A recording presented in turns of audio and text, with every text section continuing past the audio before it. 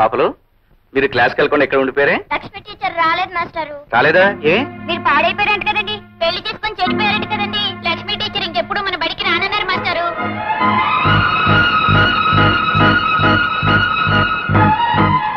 లక్ష్మి, లక్ష్మి నీతో ఒకసారి మాట్లాడాలి.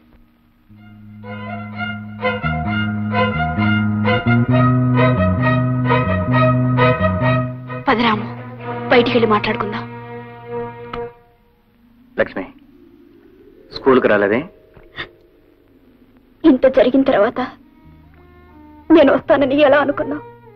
నన్ను పూర్తిగా అర్థం చేసుకున్నదని ఒక్కదానివే కనుక తప్పకుండా వస్తాం అనుకున్నాను. ఎంత అర్థం చేసుకున్నా నేను ఒక ఆడదాన్నేగా. కానీ నా లక్ష్మి అందరి ఆడవాళ్ళ లాంటిది కాదు.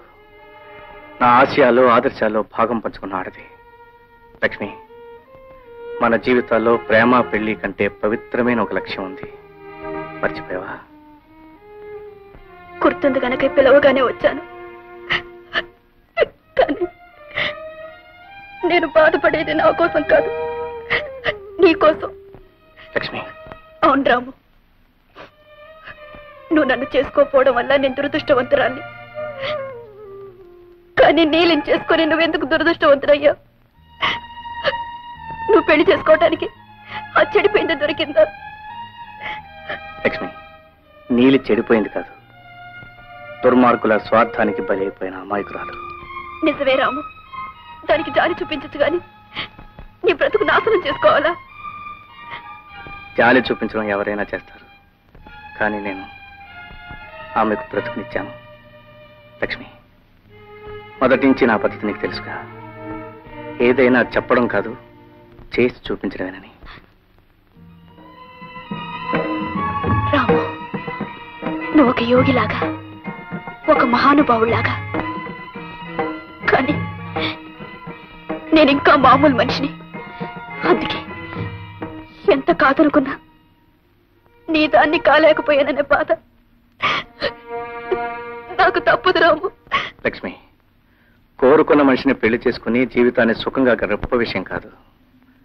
చాలా మంది చేస్తున్నారు, కానీ ఎన్నో బ్రతుకులు సుఖంగా సంతోషంగా సాగిపోవడానికి మనం ప్రయత్నిస్తున్నాం. ఆ ప్రయత్నంలో మన ఆనందాలని కలల్ని కొంతవరకు వదులుకోవాలి లక్ష్మి. రాము.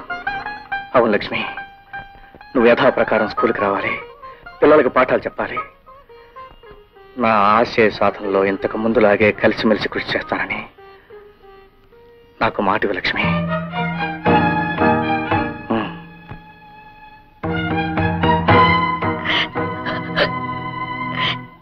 నీ మాట కాదనే శక్తి ఈ జన్మకు నాకు లేదు రాము.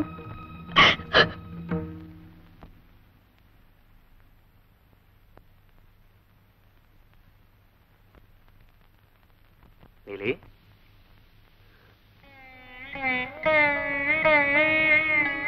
బాబు, ఉదయం నుంచి నా మనసులోని మాట నీకు చెప్పాలనుకుంటున్నాను, కానీ సందేహిస్తావెందుకు? ఏమిటో చెప్పు. బాబు, నువ్వు ఈ ఊరికి వచ్చాక చేసే మంచి పనులు చూసి ఎంతో సంతోషించాను. ఇంతకాలానికి ఈ ఊరికి ఉపకారం చేసేవాడు వచ్చాడని సంబరపడిపోయాను. కానీ ఇవాళ ఆ బుద్ధి లేని వాళ్ళు ఏదో అన్నారని నువ్వు నా మెళ్ళ తాళి కట్టడం నేను మెచ్చలేను బాబు. నీలి.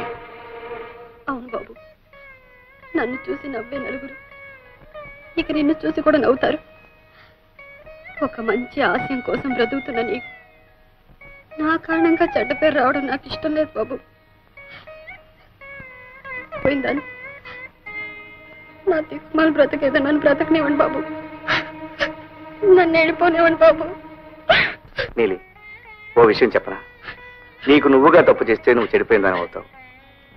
నిన్ను బలవంతంగా పాడు చేసినప్పుడు నువ్వు చెడిపోయిందని ఎలా అవుతావు? అందులో నీ తప్పేమీ లేదు. నువ్వు శిక్షింపడకూడదు. అవును నీలి, ఒక దుర్మార్గుడు దేవుడి విగ్రహాన్ని బురదపాలు చేశాడనుకో, అంత మాత్రాన దాని విలువ పోదు, మహిమ తగ్గదు. మళ్ళీ దాన్ని మందిరంలో పెట్టుకుంటాం, పూజిస్తాం. ఒక బొమ్మ విషయంలోనే అందుకు ఒప్పుకున్నప్పుడు మనిషి విషయంలో అలా ఒప్పుకోకపోవడం తప్పే కాదు, పాపం కూడా. అవును నీలి, నా దృష్టిలో నువ్వు ఏ పాపం అంటని పవిత్రమైన మనిషివి.